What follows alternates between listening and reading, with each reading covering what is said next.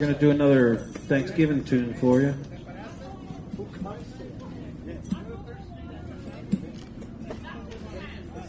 Some of you might remember this. Some of you may not.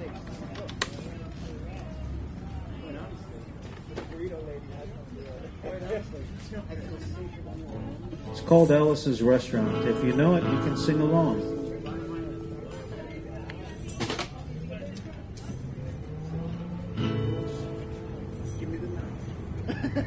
But normally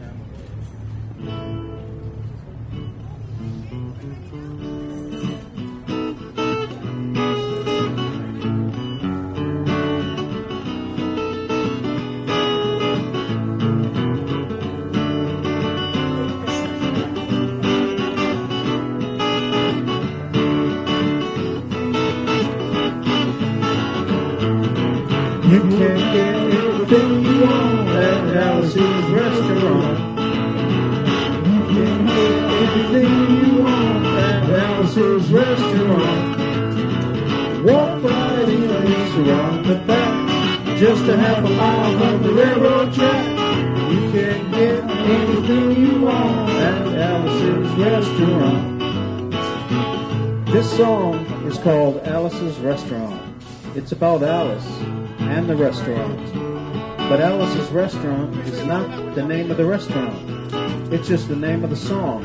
That's why we call this song Alice's Restaurant. Now it all started 2 Thanksgivings ago. 2 years ago on Thanksgiving, when my friend and I went up to visit Alice at the restaurant. But Alice doesn't live in the restaurant. She lives in the church nearby the restaurant, in the bell tower, with her husband Ray and Foster the dog. And living in the bell tower like that, they got a lot of room downstairs where the pews used to be. And having all that room, seeing how they took out all the pews, they decided they didn't have to take out their garbage for a long time.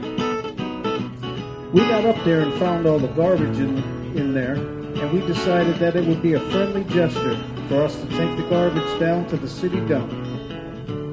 So we took a half a ton of garbage, put it in the back of a red VW microbus, took shovels and rakes and implements of destruction, and headed on towards the city dump. Well, when we got there was a big sign and a chain across the dump saying, "This dump is closed on Thanksgiving." And we never heard of a dump closed on Thanksgiving before, and with tears in our eyes, we drove off into the sunset looking for another place to put the garbage. We didn't find one till we came to the side road, and off the side of the side road was another 15-foot cliff, and at the bottom of the cliff was another pile of garbage. And we decided that one big pile was better than 2 little piles, and rather than bring that one up, we decided to throw ours down. And that's what we did. Drove back to the church and had a Thanksgiving dinner that couldn't be beat. Went to sleep and didn't get up until the next morning when we got a phone call from Officer Obi. He said, "Kid, we found your name on an envelope at the bottom of a half a ton of garbage, and I just wanted to know if you had any information about it." I said, "Yes, sir, Officer Obi. I cannot tell a lie." I put that envelope under that garbage, and after speaking to Obi for about 45 minutes on the telephone, we finally arrived at the truth of the matter. And he said we'd have to go down and pick up the garbage, and we also had to go down and speak to him at the police officer station. So we got in the VW microbus with the shovels and rakes and implements of destruction and headed on down towards the police officer station. Now, friends, there was just only one of 2 things that Officer Obi could have done at that police officer station. And the first was that he could have given us a medal for being so brave and honest on the telephone, which wasn't very likely and we didn't expect it. And the other thing was that he could have bawled us out and told us he never wanted to be seen driving garbage around the vicinity again, which is what we expected. But when we got to the police officer station, there was a third possibility that we hadn't even counted upon. We was both immediately arrested, handcuffed. And I said, Obi, I can't pick up the garbage with these handcuffs on. And he says, shut up, kid, and get in the back of the patrol car. And that's what we did. Sat in the back of the patrol car and drove to the, quote, scene of the crime, unquote. I want to tell you about a town, Stockbridge, Massachusetts, where this is happening. There's three stop signs, 2 police officers, and 1 police car. But when we got to the scene of the crime, there was 5 police officers and 3 police cars, being the biggest crime of the last 50 years. And everybody wanted to get in a newspaper story about it. And they was using up all kinds of cop equipment that they had hanging around the police officer station. They were taking plaster tire tracks, footprints, dog-smelling prints, and they took 27 8x10 colored glossy photographs with circles and arrows and a paragraph on the back of each one explaining what each one was to be used as evidence against us. They took pictures of the approach, the getaway, the northwest corner, the southwest corner, and not to mention the aerial photography. After the ordeal, we went back to the jail. Obi said he was going to put us in a cell. He said, kid, I'm going to put you in a cell. I want your wallet and your belt. I said, Obi, I can understand you wanting my wallet so I don't have any money to spend here in the cell. But what do you want my belt for? And he said, kid, we don't want any hangings. I said, Obi, did you think I was going to hang myself for littering? Obi said he was just making sure. And friends, Obi was, because he took out the toilet seat so I couldn't hit myself over the head and drown. He took out the toilet paper so I couldn't bend the bars, roll the toilet paper out the window, slide down the roll, and have an escape. Obi was making sure. And it was about 4 hours later that Alice, remember Alice? This is a song about Alice.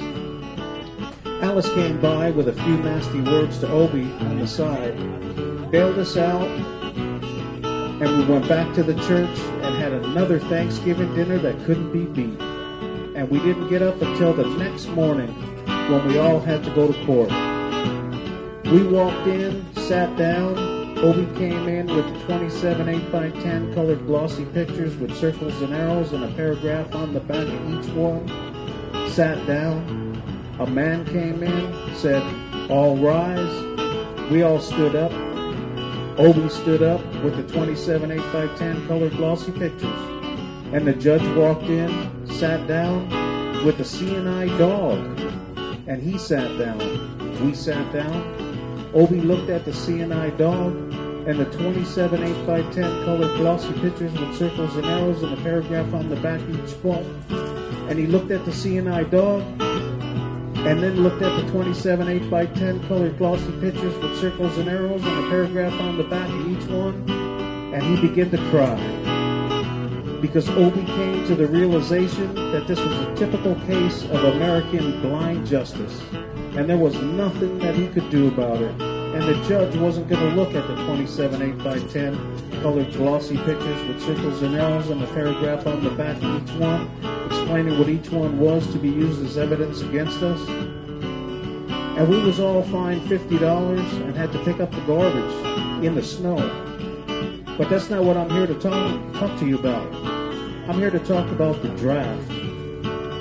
They got a building down there in New York City called Whitehall Street where you walk in, get injected, inspected, detected, infected, neglected, and selected. I went down and got my physical examination one day. I walked in, sat down, got good and drunk the night before, so I looked and felt my very best when I walked in that morning. Because I wanted to look like the all-American kid from New York City.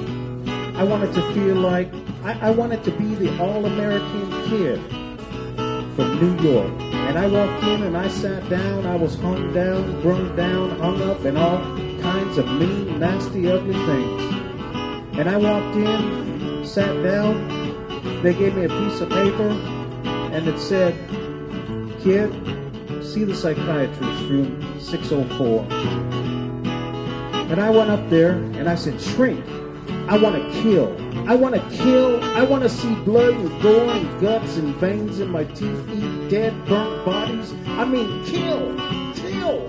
And I started jumping up and down, yelling, kill, kill. And he started jumping up and down with me, and we was both jumping up and down, yelling, kill, kill, kill. And the sergeant came over, pinned a medal on me, set me down the hall and said, you're our boy. Didn't feel too good about that. Proceeded down the hall, getting more injections, inspections, detections, neglections, and all kinds of stuff that they was doing to me at the thing there. And I was there for 2 hours, 3 hours, 4 hours. I was there for a long time going through all kinds of mean, nasty, ugly things. And I was just having a tough time there. It was injecting, inspecting, injecting every single part of me, and they wasn't leaving no part untouched. Proceeded through, and I finally came to the very last man. I walked in, sat down after that whole big ordeal. I walked up, and I said, what do you want? And he said, kid, we only got one question. Have you ever been arrested? I proceeded to tell him the story about Alice's restaurant masquerade with 4-part orchestration and 5-part harmony and stuff like that, and other phenomena. He stopped me right there and he said, kid, have you ever been to court? Well, I proceeded to tell him the story about the 27 8x10 colored glossy pictures with circles and arrows and a paragraph on the back of each one. He stopped me right there and he said, kid, I want you to go and sit down on that bench right there that says Group W. And I walked over to the bench there, and there's Group W, where they put you if you might not be moral enough to join the Army after committing your special crime. There were all kinds of mean and nasty, ugly-looking people there on the bench. There were mother rapers and father stabbers, father rapers. Father rapers sitting right there on the bench next to me. And it was all mean and nasty and ugly and horrible crime-fighting guys sitting right there on the bench. And the meanest, ugliest, nastiest one, the meanest father raper of them all, was coming over to me. And I mean, he was mean and ugly and nasty and horrible and all kinds of things. And he sat down right next to me. And he said, kid, what'd you get? And I said, I didn't get nothing. I had to pay $50 to pick up the garbage. He said, what were you arrested for, kid? And I said, littering. And they all moved away from me on the bench there. And with hairy eyeballs and all kinds of mean, nasty things until I said, and creating a nuisance. And then they all came back, shook my hand, and we was having a great time on the bench there talking about crime, mother stabbing, father raping, and all kinds of groovy things that we was talking about on the bench. And everything was fine. We was smoking cigarettes and all kinds of things until the sergeant came over, and he had a piece of paper in his hand and held it up, and he said, kids, this piece of paper's got 47 pages, 37 sentences, 58 words, and we want to know details of the crime and the time of the crime and any other thing you got to say pertaining about the crime. We want to know the arrest officer's name and anything you got to say. 45 minutes he talked, and nobody understood a single word he said. But we had fun filling out the forms and playing with the pencils on the bench there. I filled out the masquerade with 4-part harmony, wrote it down there just like it was. Everything was fine. I put down my pencil and I turned over the piece of paper, and there on the other side, in the middle of the other side, away from everything else on the other side, in parentheses, capital letters, quotated, read the following words. Kid, have you rehabilitated yourself? I went over to the sergeant and I said, Sergeant, you got a lot of damn gall to ask me if I have rehabilitated myself. I'm sitting here on the Group W bench Because you want to know if I'm moral enough to join the army, burn women's kids' houses and villages after being a litterbug? And he looked at me and he said, kid, we don't like your kind. We're going to send your fingerprints off to Washington. And friends, somewhere in Washington, enshrined in some little folder, is a study in black and white with my fingerprints. And the only reason I'm singing this song to you now is because you may know somebody in a similar situation. Or you may be in a similar situation. And if you are, there's only one thing that you can do. You can walk into the shrink's office wherever you are. Just walk in and say, shrink, you can get anything you want at Alice's restaurant. And then walk out. You know, if one person, just one person does it, they may think he's really sick and they won't take it. And if two people do it in harmony, they may think you're both faggots and they won't take either of you. And if three people do it, can you imagine three people walking in, singing a bar, Alice's restaurant, and walking out? They may think it's an organization. And can you imagine 50 people a day? I said 50 people a day walking in, singing a bar, Alice's restaurant, and walking out. Friends, they may think it's a movement. And that's exactly what this is. It's the Alice's Restaurant Anti-Masquerade Movement. And all you gotta do to join is sing it the next time it comes around on the guitar. With feeling. So we're just going to wait till it comes around again.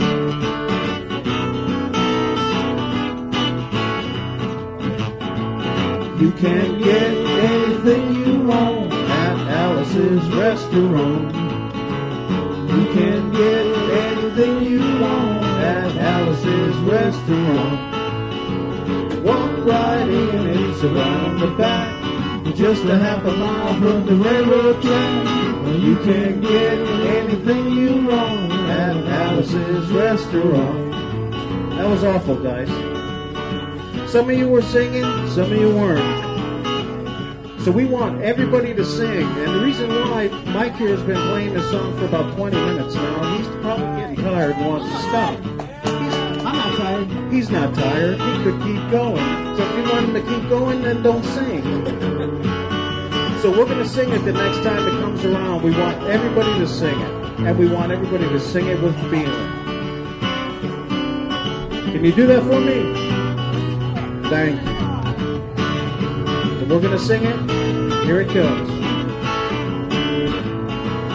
You can get anything you want at Alice's restaurant. You can get anything you want at Alice's restaurant. Walk right in, it's around the back. Just a half a mile from the railroad track. You can get anything you want at Alice's restaurant. You can get anything you want at Alice's restaurant.